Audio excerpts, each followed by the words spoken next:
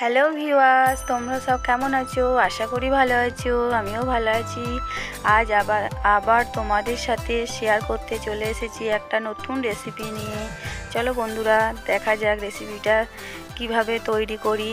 আর এই চ্যানেলটি সাবস্ক্রাইবার করা না থাকলে অবশ্যই সাবস্ক্রাইবার করে দেবেন, লাইক করবেন, শেয়ার করবেন, কমেন্ট করতে ভুলবেন না বন্ধুরা। একাদশী উপবাসের দিনে এই রেসিপিটি থাকলে পুরো দিনটা জমে যাবে, আর কিছু খেতে ইচ্ছা করবে না। দেখো বন্ধুরা কিভাবে তৈরি করি এই রেসিপিটাকে। এখানে নিয়ে নিয়েছি 100 গ্রাম মুগ ডাল, ফুলকপি, আলু, ধনেপাতা, টমেটো, সয়াবিন, মটরশুঁটি আর গাজর আর ডালিয়া। এইগুলোকে মধ্যে সবজিগুলোকে ভালোভাবে ভেজে নেব।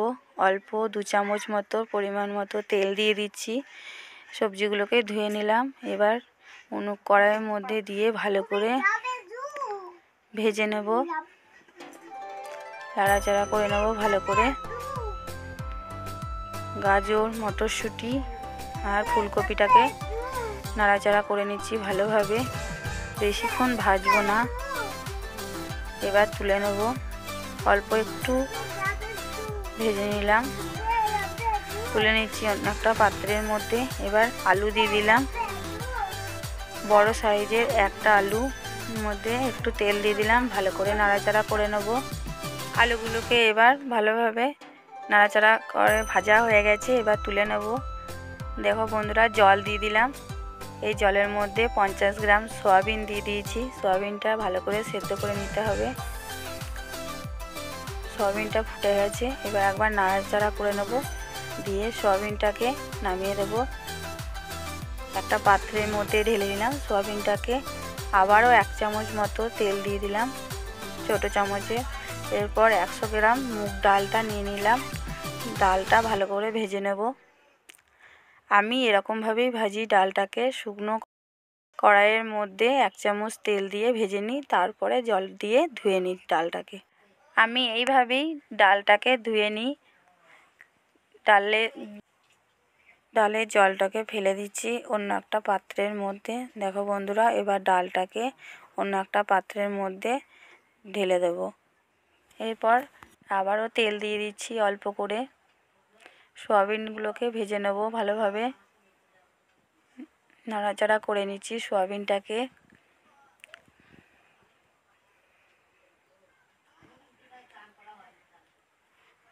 দেখো বন্ধুরা, অনেকটা ভাজা হয়ে এসেছে। এবার সয়াবিনগুলোকে আমি তুলে নিয়েছি। এরপর এই পাত্রটার মধ্যে ফুলকপি, আলু, মটরশুঁটি, সয়াবিন, গাজর আর মুগ ডাল সেদ্ধ করতে বসিয়ে দিলাম। আর টমেটো দিয়ে দিলাম, বড় সাইজের একটা টমেটো কুচি করে নিয়েছি। টমেটোটা দিয়ে দিলাম, ভালো করে নাড়াচাড়া করে নিচ্ছি।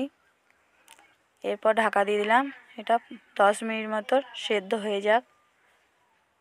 অল্প আঁচে সেদ্ধ করছি, টাইম লাগবে একটু। পরিমাণের ছোট বাটি 1 বাটি পরিমাণ মতো ডালিয়া নিয়ে নিয়েছি। আপনারা আপনাদের পরিমাণ মতো নিয়ে নেবেন। ডালিয়াটাকে ভালো করে ধুয়ে 2 বার জল গেলে ফেলে দিয়েছি। এবার আমি এটাকে ওই পাত্রের মধ্যে দিয়ে দিলাম। ডালটা যেহেতু সেদ্ধ হয়ে গেছে, সবজিগুলো সেদ্ধ হয়ে গেছে, ওর ওপর দিয়ে দিলাম ডালিয়াটাকে। এবার ভালো করে নাড়াচাড়া করে নিচ্ছি।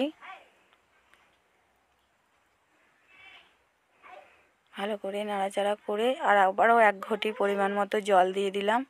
এটা ভালোভাবে সেদ্ধ হয়ে যায়।